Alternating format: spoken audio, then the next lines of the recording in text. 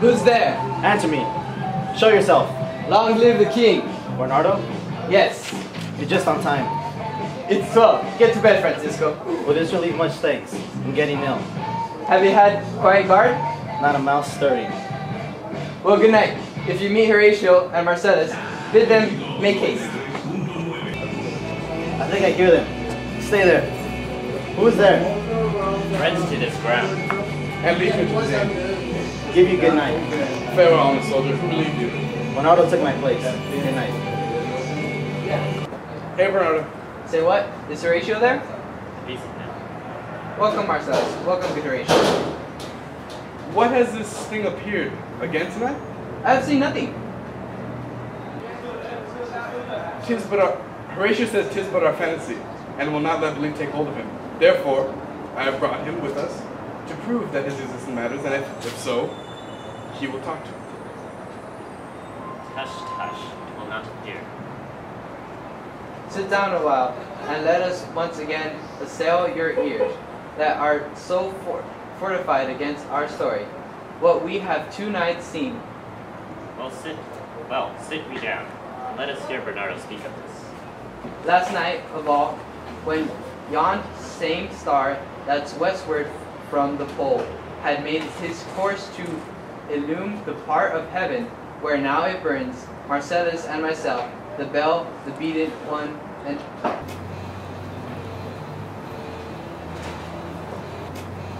Peace, break off, it comes again. in the same figure, like the king that's dead. Thou art a scholar, speak to it. Look, it's not like the king. Mark it, Horatio. Most like, it harrows me with fear and wonder. It would be spoke to. Question it, Horatio. What art thou that usurpest this time of night, together with that fair and warlike form, in which the majesty of very Denmark did sometimes march? By heaven, I charge thee, speak! It is offended. See, it stalks away. Say, speak! Speak! I charge thee, speak! It's gone, it won't answer. What's going on, Horatio? You're pale and trembling. You agree now that we're not imagining this, don't you? What do you think about it? I swear to God, if I haven't seen this with my own eyes, I'd never believe it. It looks like the king, doesn't it? Yes, as much as you look like yourself.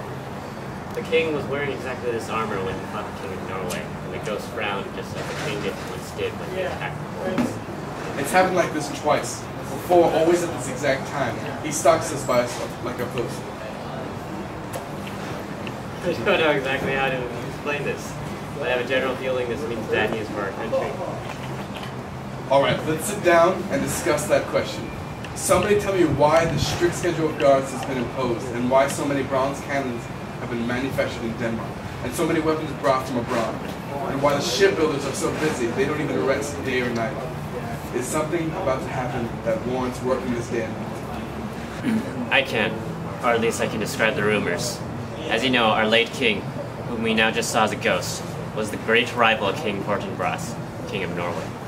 Fortinbras dared him to battle. In that fight, our courageous Hamlet, or at least that's how we thought of him, killed old King Fortinbras, who, on the basis of a valid legal document, surrendered all of his territories along with his life to his conqueror.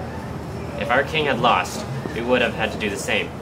But now old Fortinbras' son, also called Fortinbras, he is bold but unproven, has gathered a bunch of thugs from the lawless outskirts of the country. For some food, they're eager to take on the tough enterprise of securing the lands the elders Fortinbras lost. As far as I understand, that's why we're posted here tonight, and why there's such a commotion in Denmark lately. I think that's exactly right. That explains why the ghost of the late king would haunt us now, since he's caused these wars. The ghost is definitely something to worry about. In the high and mighty Roman Empire, just before the Emperor Julius Caesar was assassinated, corpses rose out of their graves and ran through the streets of Rome, speaking gibberish. There were shooting stars and blood mixed in with the morning dew, and threatening signs on the face of the sun. The moons, which control the tides of the sea, was so eclipsed it almost went completely out, and we have had similar omens of terrible things to come, as if the earth have joined together to warn us what's going to happen. Wait! Look! It has come again! I'll meet if it's the last thing I do. Stay here, you hallucination. Speak to me. Do you have a voice or can make sound? Speak to me. If there's any good deed I can do that will bring you peace and me honor, speak to me. If you have some secret knowledge of your country's sad fate, which might be avoided if we knew about it, then please, speak. Or if you have got some buried treasure somewhere, which they say often makes ghosts restless, then tell me about it. Stay and speak. Should I strike you with my spear? Yes, if it doesn't stand still. It's over here. Where? There it is! It's gone! It's gone. We were wrong to threaten it with violence. It looks so much like our king. Besides, we can't hurt it any more than we can hurt the air. Our attacks were stupid, futile, and wicked. It was about to say something when the rooster crowed. And then it acted startled, like a guilty person caught by the law.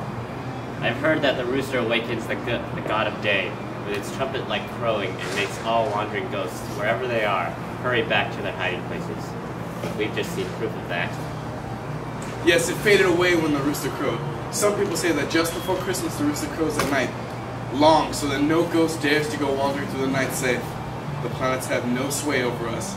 Fairy spells don't work, and witches can't bewitch us. That's how holy that night is.